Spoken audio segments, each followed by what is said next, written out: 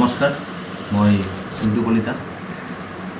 আজি যি এটা সংবাদ মাধ্যমত মোৰ বিষয়ে এটা কোনো নোহোৱা কথা এটা মোৰ বিষয়ে লগাইছে, মোৰ প্ৰিয়সীক মই হেৰাইছোঁ, সেই যিটো বিষাদ, যিটো দুখ, সেই বস্তুটো মই পাইছোঁ। তাৰপিছত আজি আকৌ এটা নোহোৱা নোপোজা ঘটনা এটা লৈ তেওঁৰ পিতৃ মাতৃয়ে যি অভিযোগ মোক দিছে, তাৰ কাৰণে মই বহুত দুখিত। মই ভাগি পৰিছোঁ।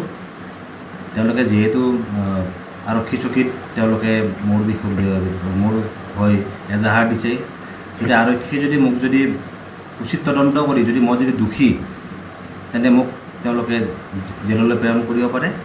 আৰু আজি এই সমগ্ৰ ঘটনাটো আজি ইপ্সিতা দাস, যাৰ মৃত্যুৰ কাৰণ তেওঁ নিজে লিখি থৈ গৈছে, তেওঁ যিখন লিখি দিছে, তাত এজন নাম দিছে গীতু, তাইৰ ভাল নাম ডিম্পী তালুকদাৰ, গীতুৰ মাক বৈজয়ন্তী তালুকদাৰ, উপাসনা আৰু উপাসনাৰ মাক। গতিকে আপোনালোকে সংবাদ মাধ্যমৰ জৰিয়তে মই এইখিনিয়ে ক'ব বিচাৰিছোঁ, আপোনালোকে তেওঁক ন্যায় দিয়ক। যিখিনি পাৰে, মই যিখিনি পাৰোঁ পুলিচৰ লগত মই এইখিনি কৰি আছোঁ। যেতিয়া পুলিচে আৰক্ষীয়ে মোক বিচাৰে মই হাজিৰ হৈছোঁ।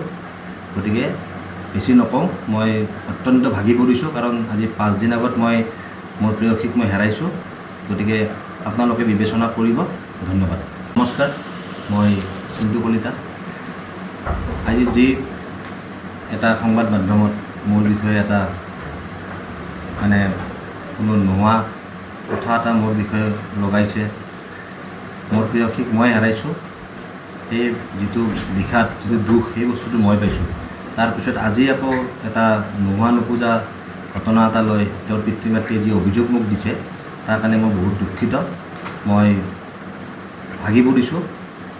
তেওঁলোকে যিহেতু আৰক্ষী চকীত তেওঁলোকে মোৰ হৈ এজাহাৰ দিছে, যদি আৰক্ষীয়ে মোক উচিত তদন্ত কৰি মই যদি দোষী, তেন্তে মোক তেওঁলোকে জেললৈ প্ৰেৰণ কৰিব পাৰে।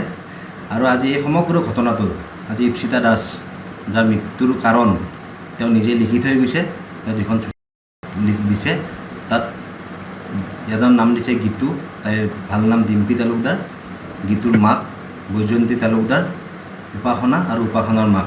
গতিকে আপোনালোকে সংবাদ মাধ্যমৰ জৰিয়তে মই এইখিনিয়ে ক'ব বিচাৰিছোঁ, আপোনালোকে তেওঁক ন্যায় দিয়ক। যিখিনি পাৰে, মই যিখিনি পাৰোঁ পুলিচৰ লগত মই এইখিনি কৰি আছোঁ। যেতিয়া পুলিচে আৰক্ষীয়ে মোক বিচাৰে মই হাজিৰ হৈছোঁ। গতিকে বেছি নকওঁ, মই অত্যন্ত ভাগি পৰিছোঁ, কাৰণ আজি 5 দিন আগত মই মোৰ প্ৰেয়সীক মই হেৰাইছোঁ। গতিকে আপোনালোকে বিবেচনা কৰিব। ধন্যবাদ। নমস্কাৰ, মই চিন্তু কলিতা। আজি যি এটা সংবাদ মাধ্যমত মোৰ বিষয়ে এটা কোনো নোহোৱা কথা এটা মোৰ বিষয়ে লগাইছে, মোৰ প্ৰিয়সীক মই হেৰাইছোঁ, সেই যিটো বিষাদ, যিটো দুখ, সেই বস্তুটো মই পাইছোঁ। তাৰপিছত আজি আকৌ এটা নোহোৱা নোপোজা ঘটনা এটা লৈ তেওঁৰ পিতৃ মাতৃয়ে যি অভিযোগ মোক দিছে, তাৰ কাৰণে মই বহুত দুখিত। মই ভাগি পৰিছোঁ। তেওঁলোকে যিহেতু আৰক্ষী চকীত তেওঁলোকে মোৰ হৈ এজাহাৰ দিছে, যদি আৰক্ষীয়ে মোক উচিত তদন্ত কৰি মই যদি দোষী, তেন্তে মোক তেওঁলোকে জেললৈ প্ৰেৰণ কৰিব পাৰে। আৰু আজি এই সমগ্ৰ ঘটনাটো আজি ইপ্সিতা দাস, যাৰ মৃত্যুৰ কাৰণ তেওঁ নিজে লিখি থৈ গৈছে, তেওঁ যিখন লিখি দিছে, তাত এজন নাম দিছে গীতু, তাইৰ ভাল নাম ডিম্পী তালুকদাৰ, গীতুৰ মাক বৈজয়ন্তী তালুকদাৰ, উপাসনা আৰু উপাসনাৰ মাক। গতিকে আপোনালোকে সংবাদ মাধ্যমৰ জৰিয়তে মই এইখিনিয়ে ক'ব বিচাৰিছোঁ, আপোনালোকে তেওঁক ন্যায় দিয়ক। যিখিনি পাৰে, মই যিখিনি পাৰোঁ পুলিচৰ লগত মই এইখিনি কৰি আছোঁ। যেতিয়া পুলিচে আৰক্ষীয়ে মোক বিচাৰে মই হাজিৰ হৈছোঁ। গতিকে বেছি নকওঁ, মই অত্যন্ত ভাগি পৰিছোঁ, কাৰণ আজি 5 দিন আগত মই মোৰ প্ৰেয়সীক মই হেৰাইছোঁ।